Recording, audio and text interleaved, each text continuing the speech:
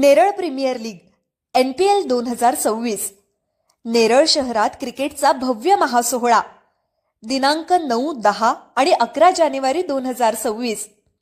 ठिकाण कोतवालवाडी मैदान नेरळ.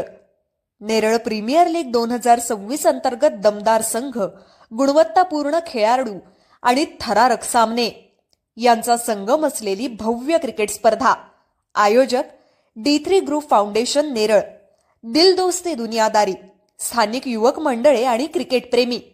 सहकार्य रोहिदास मोरे, सौ सुनीता रोहिदास मोरे, प्रथमेश रोहिदास मोरे. नेरळ पोलीस ठाणे हद्दीत गोवंशीय जातीच्या जनावरांची तस्करी केल्याचा धक्कादायक प्रकार उघडकीस आला असून अज्ञात आरोपींविरोधात गुन्हा दाखल करण्यात आला आहे. शेतकऱ्याच्या घरासमोर नेहमीप्रमाणे बसलेली गोवंशीय जनावरे रात्रीच्या सुमारास कारमधून आलेल्या अज्ञात व्यक्तींनी पळून नेल्याची तक्रार नेरळ पोलीस ठाण्यात दाखल करण्यात आली आहे.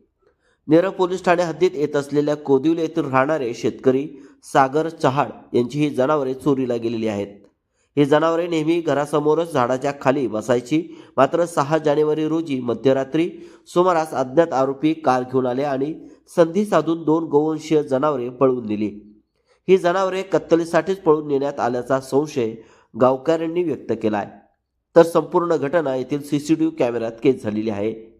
विशेष बाब म्हणजे पळून नेण्यात आलेली दोन्ही गोवंशीय जनावरे गाभण असल्याचे शेतकऱ्याने पोलिसांना सांगितले. त्यामुळे हा प्रकार केवळ आर्थिक नुकसान करणारा नसून पशुसंवर्धन आणि कायद्याच्या दृष्टीनेही गंभीर असल्याचे बोलले जात आहे. जनावरांची किंमत हजारो रुपयात असल्याचेही तक्रारीत नमूद करण्यात आले.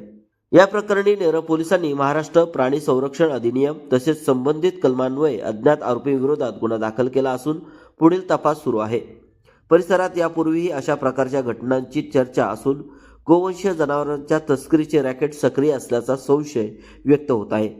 नागरिकांनी सतर्क राहावे तसेच संशयास्पद हालचाली आढळल्यास तात्काळ पोलिसांना कळवावे असे आवाहन पोलीस प्रशासनाकडून करण्यात आले. दरम्यान नेरळ पोलीस ठाण्याचे नव्याने पदभार हाती घेणारे पोलीस अधिकारी राहुल वरोटे या गुन्ह्याचा किती दिवसात छडा लावतात आणि आरोपींच्या मुसक्या आवळत शेतकऱ्याला कशा प्रकारे न्याय मिळवून देतात हे पाहणे महत्त्वाचे ठरणार आहे.